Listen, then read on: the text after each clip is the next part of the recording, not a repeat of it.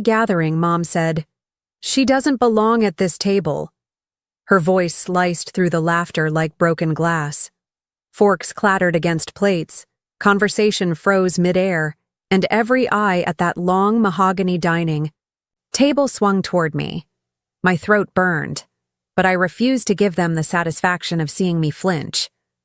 My mother, Linda, smirked like she'd just executed the perfect blow. "Before we begin, drop a comment and tell us where are you from and from which city you're watching our videos? And after watching the whole video, don't forget to tell us what would you do in this situation. Be honest. Tell me in the comments below. We read every comment. Let's begin."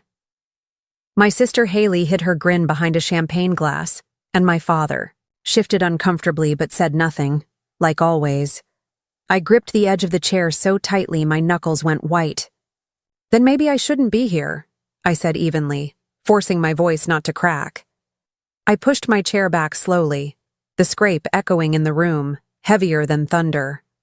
No one stopped me. Not one person said a word. The silence was louder than any insult. I walked out. Each step felt like it weighed 100 pounds, but I kept my head high. Behind me, the dining room erupted again with laughter, whispers, and clinking glasses, as if my existence could be erased in seconds. But what they didn't notice was the one person who didn't laugh. My grandfather, Henry Donovan, his sharp, blue eyes following me as I disappeared down the hallway. He was the oldest at that table but carried himself like a man still in command of every room he entered. 5 minutes later, I heard the shuffle of his cane behind me on the stone path. Outside. "Emily." His voice was low but steady. "Don't let them see you cry." I turned, biting my lip, but the tears betrayed me anyway. "Grandpa, she humiliated me in front of everyone. My own mother." He stepped closer, putting a hand on my shoulder, his grip surprisingly firm. "Do you think I don't know what she's doing? Do you think I haven't watched the way she and your sister have tried to push you out?" I froze. "You noticed?" His jaw tightened. "I notice everything. And tonight, they've made a mistake they won't come back from." His eyes glinted with something dark, something dangerous. "Now wipe your face. Let me handle this." Before I could respond, he turned and walked back into the dining room alone. The door shut behind him with a final thud, leaving me trembling. On the porch. The next sound I heard wasn't laughter. It was silence. Thick, suffocating, stunned silence.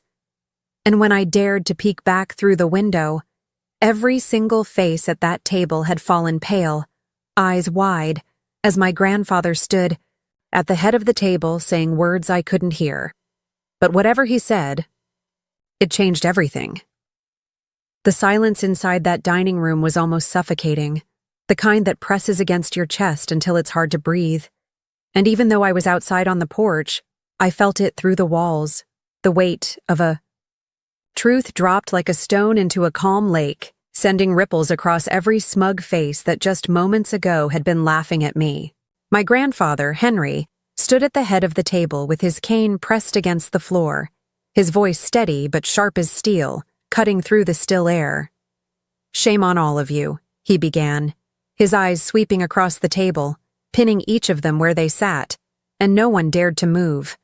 My mother's smirk faltered, my sister's champagne glass trembled slightly in her hand, and my father shifted uncomfortably, caught between the loyalty he had never given me and the power of his father's words.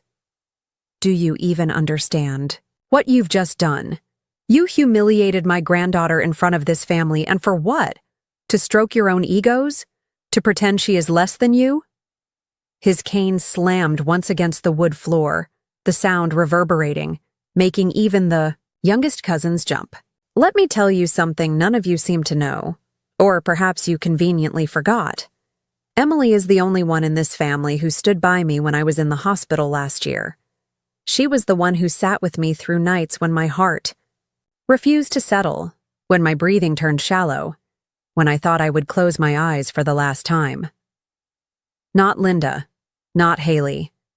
Not any of you who call yourselves family. It was Emily who stayed. His voice cracked slightly, but his anger only burned brighter, his hands trembling with force as he pointed directly at my mother. You think you have the right to say she doesn't belong at this table? Let me make something clear. Without her, this table wouldn't even exist, because she's the only one who cared enough to be here when it mattered. I watched from the window, my chest tightening, tears streaming unchecked as his words fell like hammer blows, each one shattering the false pride and poisoned laughter that had filled that room only minutes before. My mother tried to speak, stuttering, "Dad, you don't understand." But he cut her off, slamming his cane again, eyes blazing. "I understand more than you think. I've seen your cruelty, Linda, the way you and Haley whisper behind her back, the way you've made her feel small every chance you get. And I stayed quiet longer than I should have. But tonight, I will not stay quiet. You've made her an outsider in her own family, and I will not forgive it." The room sat frozen, no one daring to meet his eyes, and then his next words dropped like a thunderclap. "Since you seem so certain, Emily doesn't belong. Let me tell you where she does belong. She belongs to me. She is my heir. Everything I've worked for, every piece of this family's wealth, every business share, every property, it all goes to her. Not to you, not to Haley, not to anyone else sitting here who thought mocking her made you superior. She is the one I trust to carry my legacy." Gasps filled the room. Haley's glass slipped from her hand and shattered across the floor. My father's face drained of color, and my mother's lips parted in disbelief as though the ground had been ripped from beneath her. The cousins looked at each other in panic, realizing the balance of power had shifted in an instant, and the same people who had laughed when I left the table now sat pale and trembling, stripped of their arrogance. "If she doesn't sit at this table, then none of you deserve to sit here either," Grandpa continued, his voice low but dangerous, each word deliberate. "Emily will choose who stays in this family and who doesn't, because I've seen your true faces tonight, and you should all be ashamed."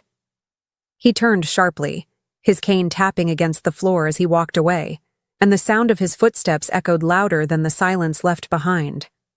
When the door opened again, and he stepped back onto the porch, alone, his expression was hard, but his eyes softened when they landed on me.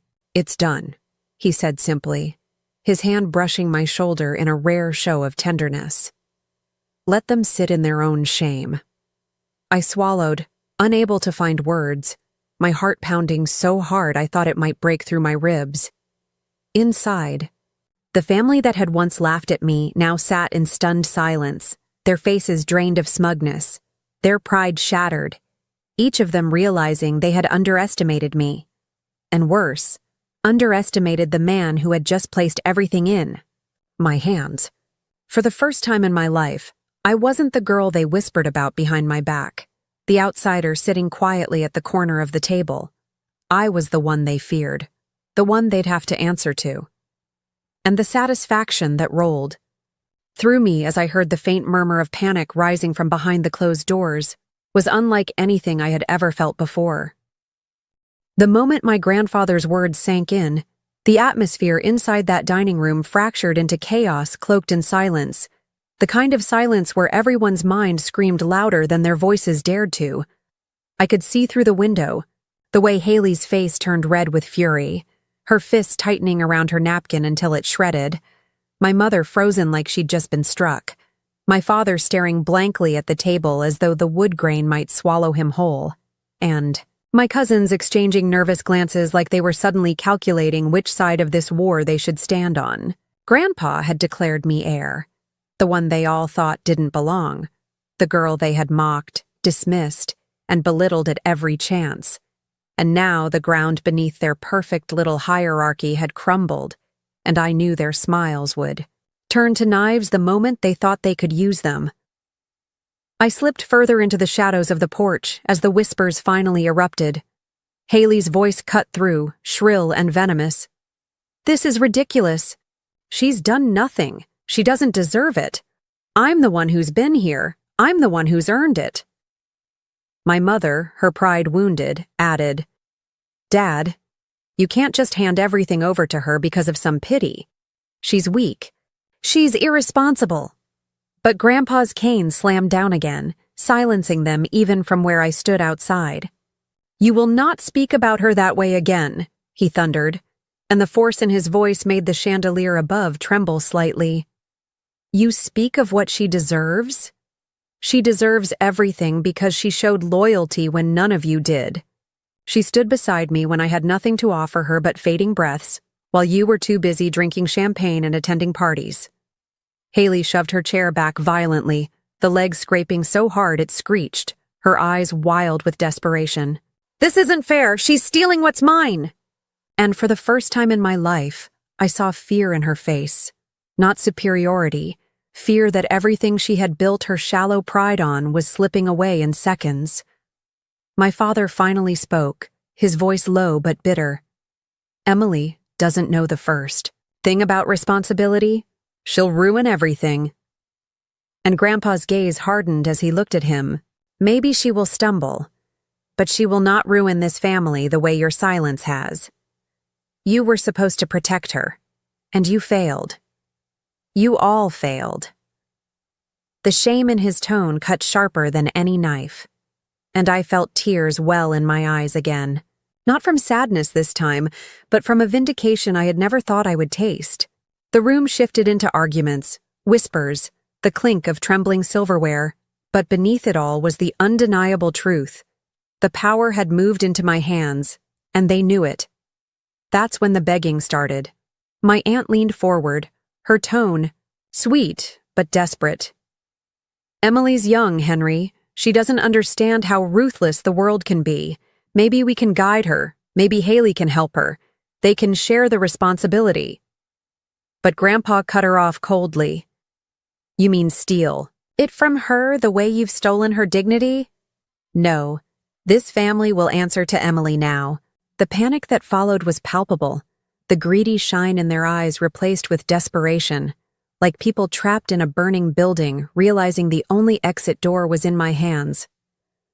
My mother finally stood, trying to gather some control, smoothing her dress and forcing her voice calm. Fine, she said tightly. If this is the decision, then we'll just have to accept it. But Emily should be reminded of what we've done for her, the roof we gave her, the years we raised her. Her words were a knife disguised as honey, and I could almost laugh at the hypocrisy. Grandpa leaned on his cane, his voice steady but merciless. What you gave her was not love. It was duty twisted into cruelty, and I will not let you use it against her now. My mother's face fell, the color draining, and Haley burst into tears. The kind of theatrical crying that once fooled everyone in the room, but now only filled the space with discomfort. Through the glass, I could see cousins whispering to each other, some already glancing toward the door as if they wanted to escape the storm that had broken the family apart. And me? I stood frozen on the porch, my breath coming fast, my heart pounding like a drum in my chest, realizing for the first time that I wasn't powerless anymore, realizing that the people who had treated me like a shadow were now watching the light swing directly onto me. And yet, in that moment of twisted triumph, I understood something deeper. This wasn't just about inheritance, property, or wealth. It was about identity, belonging, dignity, everything they had tried to strip from me. And now, with my grandfather's declaration echoing in the air, they had no choice but to see me, to fear me, and to prepare for a future where the girl they shoved to the edge of the table was the only one with a seat that mattered. My hands trembled as I stood on that porch, the night air cool against my skin, but something inside me had shifted. Something that had been buried for years under the weight of my family's cruelty was finally clawing its way to the surface, and when I heard my mother's strained voice, and Haley's broken sobs leaking through the door, I realized it was time to stop hiding. I pushed the door open slowly, and the sound of it creaking silenced the room faster than any shout could have, every head snapping toward me as if I were no longer the invisible daughter they dismissed, but a figure they could no longer ignore. My mother's lips parted, her face a blend of fear and anger, but no words came out, and Haley's tear-streaked cheeks burned as she glared at me like I was the villain who had stolen her crown. My father shifted in his seat, avoiding my eyes, while my cousins stared wide-eyed as if they were witnessing something they had never thought possible. Grandpa didn't turn to look at me. He didn't need to. His presence behind me was enough. His declaration still vibrating in the air like thunder, and I felt it steady me, push me forward. I walked slowly, each step echoing in the silence, and when I reached the table, I didn't sit in the empty chair I had left earlier. I stood tall at the head beside my grandfather, my voice calm, but cutting. "You wanted me gone," I said, my eyes sweeping across them. "And for years you've succeeded in making me feel like an outsider, like I didn't matter, like my silence was proof you could walk all over me. But look at you now. Look at the faces you wear when you realize I'm the one holding the power you thought was yours." My mother clenched her fists, her nails digging into her palms, and whispered harshly, "You're just a child compared. To us, you don't know how this family works." But her voice cracked under the weight of her fear, and I leaned forward slightly, meeting her gaze with a strength I didn't know I had. "No, Mom," I said firmly. "I know exactly how this family works. It feeds on humiliation. It feeds on tearing down the ones who don't play by your rules, and you've mistaken my silence for weakness. That ends tonight." Haley slammed, her hand on the table, her tears morphing into rage. "You can't do this. Everything was supposed to be mine. You've always been nothing," she screamed, and for a moment, I almost pitied her. But then I remembered every sneer, every cruel laugh, every whispered word meant to cut me down, and the pity dissolved into steel. "Maybe I was nothing to you," I said, my voice sharp. "But that's because you needed me to be nothing so you could feel like everything. But that illusion is over, Haley. You don't get to define me anymore." The room buzzed with tension, my cousins fidgeting nervously, my aunt and uncle staring down at their plates like the truth burned too hot to look at directly, and my father's jaw tightened as though he wanted to speak but couldn't find the words. My grandfather finally tapped his cane once, his voice low and final. "You've heard her. This is no longer a debate." And with that, the air shifted permanently. The family that once laughed at me now sat in silence, crushed under the weight of what they had lost, while I stood taller than I ever had before, no longer the girl who had been told she didn't belong at the table, but the woman who had become the table itself.